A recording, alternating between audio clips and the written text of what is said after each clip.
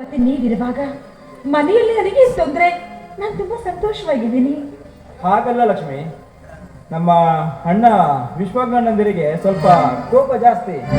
ಆ ಸೆಟ್ಟಿಂದಲ್ಲಿ ನಿನಗಾದ್ರೂ ಹೇಳಿದ್ರ ಅಂತ? ನಡೆದ ವಿಷಯವನ್ನ ಇವ್ರ ಮುಂದೆ ಹೇಳಿದ್ರೆ ಬೇಡ, ಅಣ್ಣ ತಮ್ಮಂದ್ರ ಮಧ್ಯೆ ನಾನೇ ವಿರಸವನ್ನ ಹುಟ್ಟಿಸ್ತಂತಾಗುತ್ತೆ. ಹೇಳೋದು ಸರಿಯಲ್ಲ. ಇಲ್ಲ ರೀ, ನನ್ನನ್ನ ಅಗ್ನಿ ಮಾವನವರು ವಿಷ್ಣು ಮಾವನವರು ತಮ್ಮ ಸ್ವಂತ ಮಗಳಂತೆ ನೋಡ್ಕೊಳ್ತಾ ಇದ್ದಾರೆ. ದೇವರಂತ ಗಂಡ ನೀವು, ಇನ್ನೂ ಗಂಡನ ಮನೆ ಸ್ವರ್ಗದಂತಿದೆ. ನನಗೆ ಯಾವ ಕಷ್ಟ ಇದೆ, ತುಂಬಾ ಸಂತೋಷವಾಗಿದ್ದೀನಿ ನಾನು. ಲಕ್ಷ್ಮಿ, ಕೈ ಹಿಡಿದು ಬಂದ ಹೆಂಡತಿ ಮನೆಯ ಮಹಾಲಕ್ಷ್ಮಿ. ಅವಳನ್ನ ಚೆನ್ನಾಗಿ ನೋಡಬೇಕಾದದ್ದು ಗಂಡನ ಮನೆಯ ಕರ್ತವ್ಯ. ಲಕ್ಷ್ಮಿ,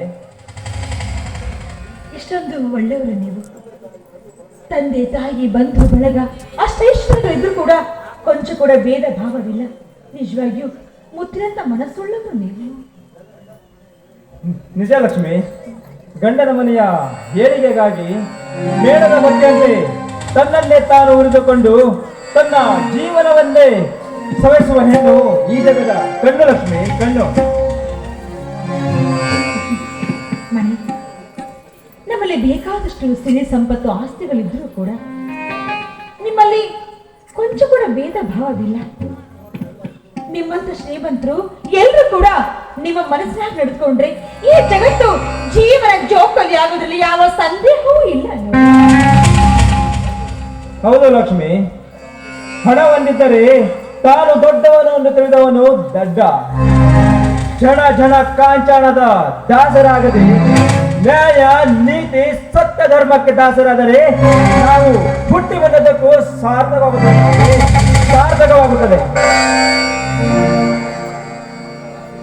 ಮಣಿ, ನಿಮ್ಮಣ್ಣ ವಿಶ್ವ ಮಿಲ್ಲಿಗೆ ಕರೆಯುತ್ತಿದ್ದಾನೆ, ಬೇಗ ಬರಬೇಕಂತೆ.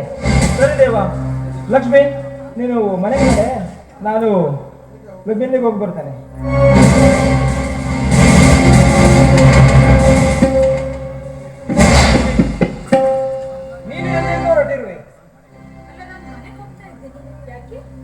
ಮನೆಗೆ ಹೋಗಿ ಒಂಟಿಯಾಗಿ ಏನು ಮಾಡಲಿ? ಇಲ್ಲಿದ್ದರೆ ಜಂಟಿಯಾದರೂ ಸಿಗಬಹುದು. ಅಂದ್ರೆ ನಿಮ್ಮ ಮಾತಿನ ಅರ್ಥ?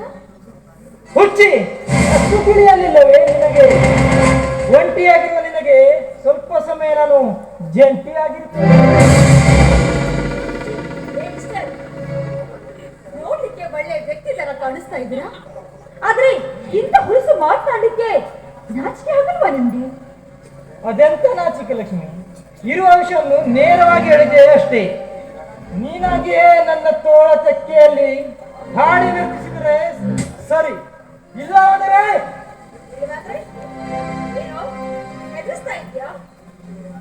ಈ ವಿಷಯ ಏನಾದ್ರೂ ನಮ್ಮ ಅಣ್ಣನಿಗೆ ಗೊತ್ತಾಯ್ತು ಅನ್ಕೋ, ಜೀವ ಸಹಿತ ಸುಟ್ಟು ಹಾಕ್ಬಿಡ್ತಾರೆ. ಹುಷಾರ್. ಅವರು ಸಮಾಧಿ ಮಾಡುವ ಮೊದಲು ನಾ ಹೇಳುವ ವಿಷಯಕ್ಕೆ ನಿನಗೆ ತಿಳಿದಂತೆ ಮಾಡು. ಮದುವೆಯಾಗಿ ಇನ್ನು 3 ದಿನವಾಗಿಲ್ಲ. ನೀನೇ ನಿರ್ಧಾರ ಮಾಡು. ನಿನಗೆ ಮುತ್ತೈದೆಯಾಗಿ ಬರುವ ಆಸೆ ಇಲ್ಲ, ಮುಂದೆ ಆಗುವ ಆಸೆ.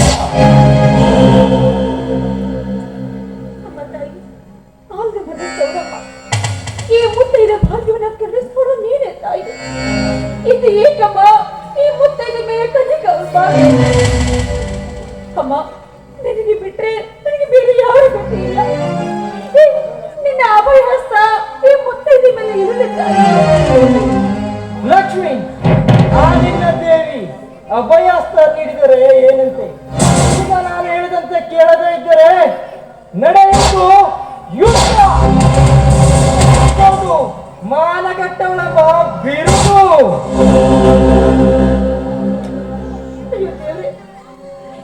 ದೇವಿ, ಭಕ್ತರ ಮನವರಿತು ಅವರಿಗೆ ಆಯಾ ವರವನ್ನು ಕೊಡು ನೀನು. ಭೂಮಿ ಮೇಲಿಂದ ಪಾಪಿಗಳ ಸಂಹಾರ ಸಲುವಾಗಿ ಬಂದು ಈ ಪಾಪಿಗಳಿಗೆ ಶಿಕ್ಷೆಯನ್ನು ಕೊಡಬಾರ್ದು. ಶಿಕ್ಷೆ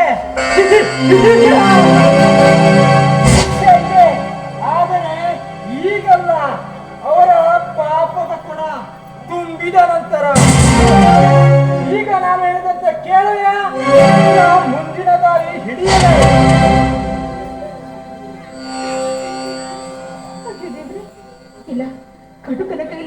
ಸಿಕ್ಕಂತ ಆಗ್ಬಿಟ್ಟಿದೆ.